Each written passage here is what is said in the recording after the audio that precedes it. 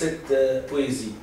Il nous dit « Il n'est point de serpent ni de monstre odieux ».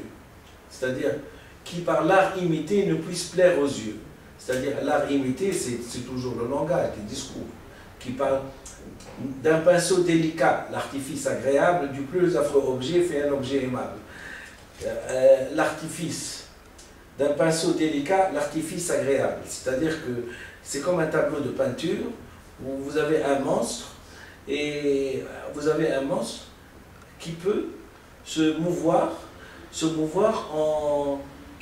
comment dirais-je, qui peut se mouvoir en un héros, en un philanthrope, et en un, comment dirais-je, en un héros, et en un personnage célèbre. On a bien vu que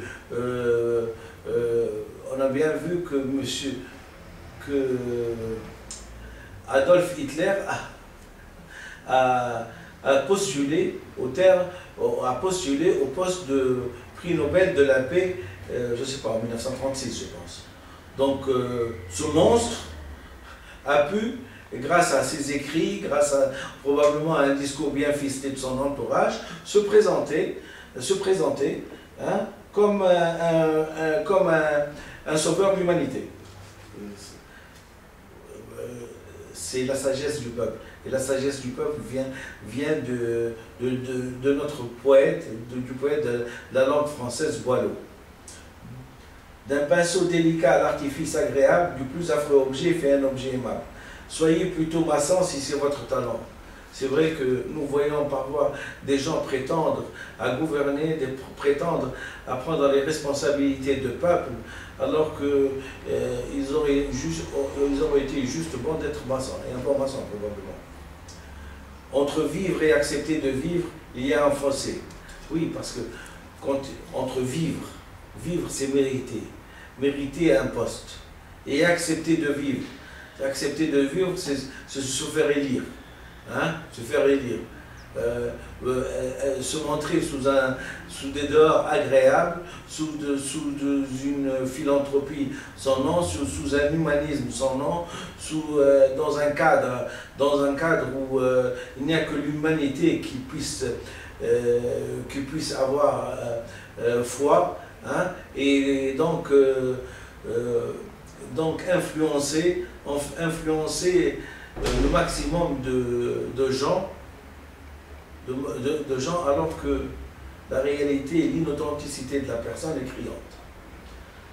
Alors je pense que maintenant je vais continuer. Nous avons fini avec le poème de Boileau, donc que je dédie au comité du prix Nobel de la paix. Alors, le chant 3 de Jean-Baptiste Boileau, 1694, au secours du prix Nobel de la paix 2010. Tout ça a été transmis à un journal comme Libération et à un journal probablement comme Le Monde. Mais ils n'ont pas fait suite attendez, que je vérifie si Le Monde. 76, exactement. Ils n'ont pas fait suite et ils n'ont pas édité cette lettre. Mes chers messieurs, je viens d'apprendre la nomination du dissident chinois au prix Nobel de la paix 2010. Je vous félicite pour ce choix. Il est important de garder toujours la politesse pour pouvoir quand même discuter. Ça ne m'empêche pas qu'on peut être critique. Hein? On est d'accord. On est d'accord pour qu'on puisse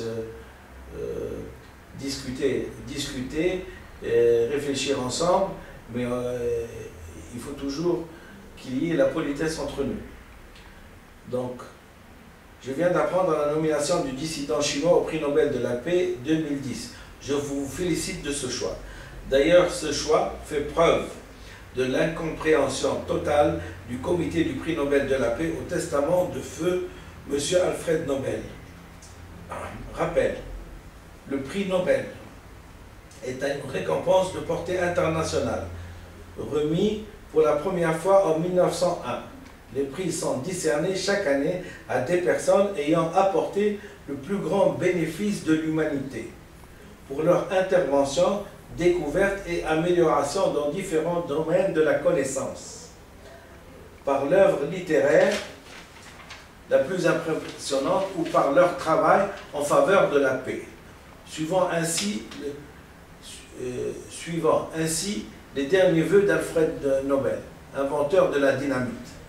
Je ne crois pas, mes chers membres du comité du prix Nobel, que M. Nobel ait spécifié dans son testament les dissidents à n'importe quel gouvernement, aussi prestigieux soit-il.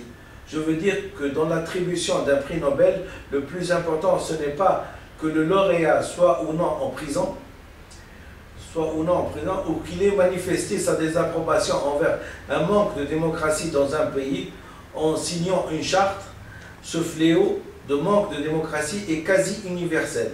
Je suis capable, et je ne suis pas le seul, même à distance, de vous signer n'importe quelle charte qui dénonce le manque de démocratie. M. Alfred Nobel a spécifié textuellement celui qui amène quelque chose au monde pour que la paix soit instaurée. Le fait que j'ai décrit un protocole de vote électronique international et que je l'ai nommé en mon nom, c'est-à-dire le protocole international de vote du Dr Benfissa Ahmed, le PVI du DBA ou le PVI de Médecins du Monde, avec à la place du deux mondes, c'est dans mon blog. Faisons recours à un deuxième vote identique concomitant le jour du vote grâce au protocole, grâce au portable ou à Internet, où le message vote est envoyé directement par SMS le jour du vote à l'ONU, organe censé contrôler l'exercice de la démocratie dans le monde, avec la déclaration des résultats de vote le même jour à l'ONU et dans les pays d'origine des élections, me place d'ores et déjà dans les vœux transcrits de M. Alfred Nobel. Bien que j'ai le plus grand respect pour tous les manifestants morts pour la démocratie de la place Tiananmen, mais dans le protocole que je propose, nous passons de la contestation et de la critique parfois stérile depuis 10 ans et de la dissidence au fait à l'outil par lequel on peut arriver à la notion chimérique de démocratie. Quiconque vous lui exposez ce choix, pourvu qu'il jouit d'un minimum de rationalité, vous dira soutenir l'acte. Croyez-moi, sans recours à la psychométrie ni à l'évaluation d'un quelconque QI. Il s'agit de bon sens, on n'a pas besoin de sortir de Polytechnique pour trouver la solution. C'est donc le meilleur moyen de rendre la souveraineté du peuple par l'application de cette technique qu'il faut internationaliser pour les pays souffrant de manque de démocratie. Donc, je pense que je m'excuse pour les aveugles et les non-voyants, mais c'est une expression métaphorique. Je crois qu'un aveugle aurait trouvé le choix entre un dissident qui est en prison, qui a fait 10 années de dissidence, et une personne qui vous donne un instrument et qui vous décrit un protocole de vote international pour que la démocratie soit instaurée dans les pays africains.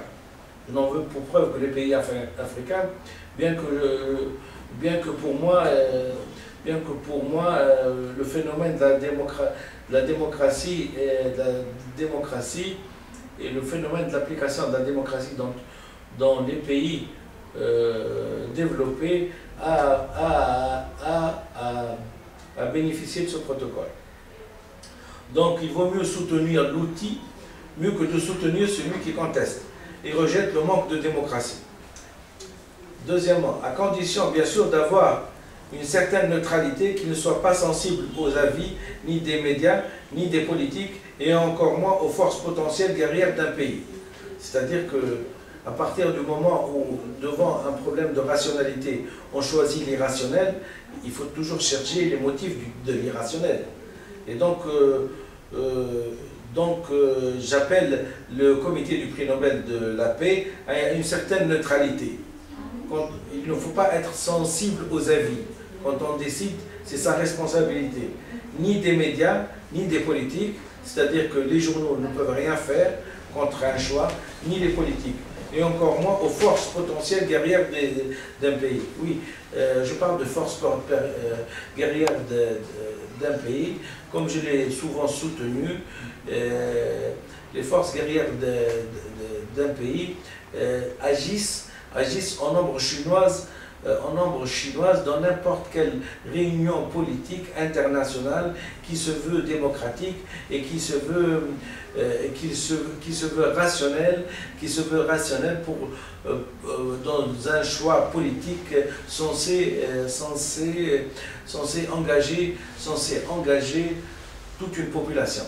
C'est ça le malheur de tous, c'est que les armes, bien parfois ils n'agissent pas comme un, mais ils agissent quand même, ils agissent sur le mental, ils agissent sur l'inconscient.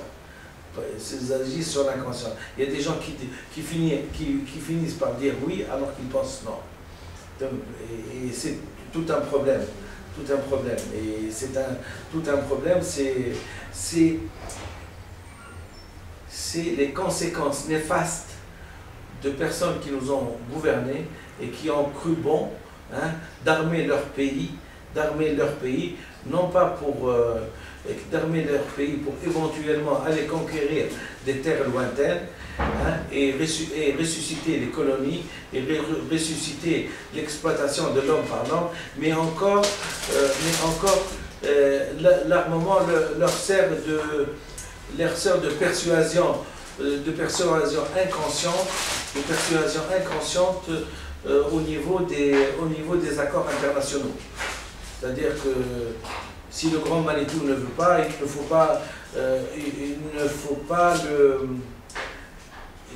pas le caresser à l'encontre de son bon poil.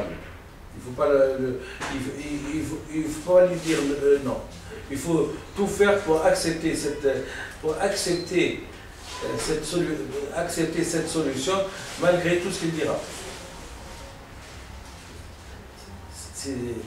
C'est un drame.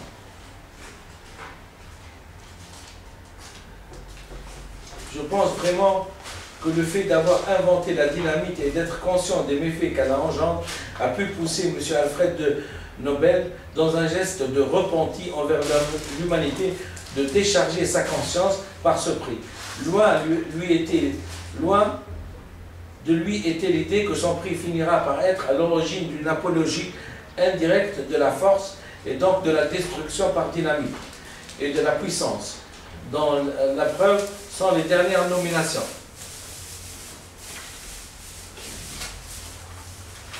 D'ailleurs, la différence entre Légion d'honneur et Croix de guerre et le prix Nobel, c'est que les premiers immortalisent une reconnaissance d'un fait de guerre passé. Le prix Nobel glorifie un acte présent avec une potentialité d'impact sur l'avenir. Et M. Alfred Nobel spécifie que l'acte doit avoir une dimension humanitaire, planétaire, c'est-à-dire cet acte doit déborder le cadre mesquin des frontières.